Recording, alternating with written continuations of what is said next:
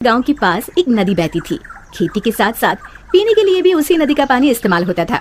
उस नदी में एक चुड़ैल रहती थी। वो कुछ दिनों से लोगों को पानी नहीं भरने देती थी और बहुत परेशान करती। एक दिन, ए कमला, तूने मेरी चोटी क्यों खींची? पगला गई है क्या विमला? मैं भला तेरी चोटी क्यों खींचूंगी? झूठ मत बोल, यहाँ हम दो ही तो हैं। अरे अरे, वो देखो, हमारी मटकी का पानी कौन गिरा रहा है?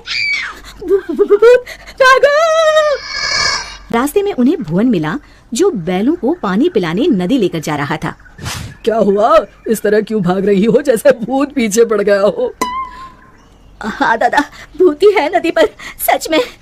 भग, मैं ही मिला चुहल करने के लिए। दरन हो गई जिन्नैया मैं कैसी करूं। अरे क्या हुआ, ये बैल पानी क्यों नहीं पी रहे हैं? और अरे मेरी धोती कौन खींच रहा है? कहीं भूत भागो रे। इसी तरह एक दिन रामू वहां से जा रहा था। उसने देखा बीच धारा में एक औरत बड़े ही आराम से बैठी हुई है। तुम वहाँ क्यों बैठी हो? अरे बाहर आ जाओ, मरना है क्या? उसने पलटकर आदमी की तरफ देखा और फिर जोर से हंसी।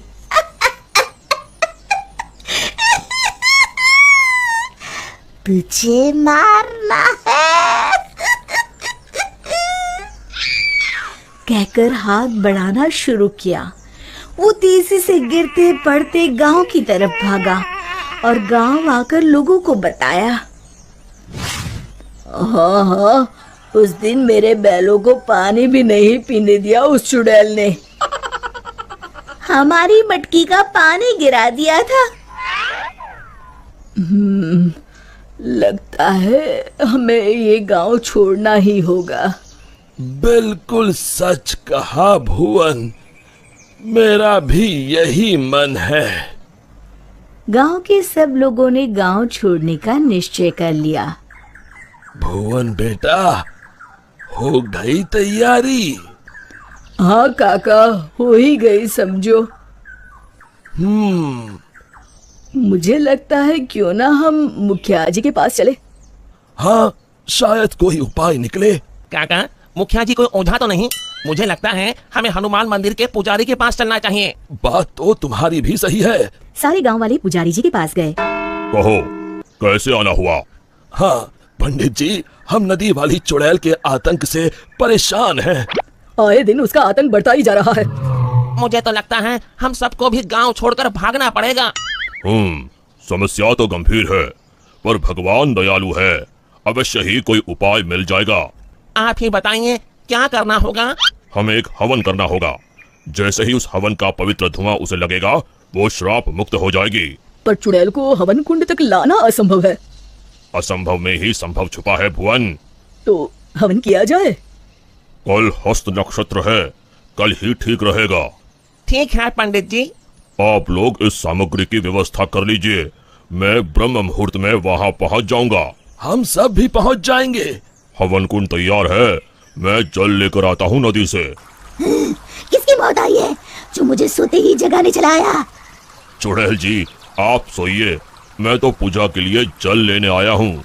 ये नदी मेरी है, इसका पानी भी मेरा, समझे? और हाँ, अपनी अकल को प्रसाद के जैसे बांटना बंद करो, समझे? पर क्यों चुड़ैल जी? क्योंकि मैंने ऐसे कहा। अब चुप, एकदम चुप। चुड़ैल जी, क्यों ना एक शर्त लगाई जाए, जो हारेगा उसे दूसरे की बात माननी पड़ेगी। बोलो, मंजूर है? तुम साधारण गांव वाले मुझ जैसी ताकतवर चुड़ैल से शर्त लगाओगे? चलो। चुड़ैल जी, पहले शर्त सुन तो लो। जितना तो मुझे ही है, फिर भी बता ही दो। अभी हम यहाँ नदी पर हवन पूजन कर रहे हैं, आपको उसमें आना होगा। उसके बाद हम सब गांव छोड़कर चले जाएंगे। और नहीं आई तो ऐसे ही रोज तुम्हारी नींद में खलल डालेंगे। ठीक है, पर मेरी एक शर्त है, मुझे कोई मंत्र सुनाई नहीं देना चाहिए। मैं पूजा में भाग नहीं लूंगी। ठीक है चुड़ैल जी, आप बस वहाँ बैठिएगा। चलो। गांव वाले चुड़ैल को देखकर डर गए, पर पुजारी जी ने इशारा किया तो वो शांत होकर बैठ गए। जैसे ही पंडित जी ने आखिरी आहुति आग में डाली और धुआं चुड़ैल की तरफ गया, वो जलने लगी और जोर जोर से चीखने लगी। बचाओ, मैं जल रही हूँ, बचाओ, मैं बचाओ, मैं सबको खा जाऊंगी, किसी को नहीं छोड़ूंगी। बचाओ। धीरे धीरे उसकी आवाज शांत हो गई। सब लोग सोच रहे थे कि चुड़ैल जलकर राख हो जाएगी, पर ये क्या? उस डरावनी चुड़ैल की जगह पर एक खूबसूरत परी खड़ी थी। वो मुस्कुराते हुए बोली, मैं एक परी हूँ। एक शाप के कारण मुझे चुड़ैल बनना पड़ा। आज आपके कारण मैं शाप मुक्त हो गई हूँ। अब मैं परी लोग जाऊंगी। उससे पहले एक वरदान देना चाहती हूँ। मांगो, क्या मांगते हो? अगर कुछ देना है तो ऐसा वरदान दो कि इस नदी का पानी कभी न सूखे। तथास्तु, कहकर परी उड़ गई। फिर सब खुशी खुशी रहने लगे। शिक्षा समस्या की जड़ तक पहुंचे बिना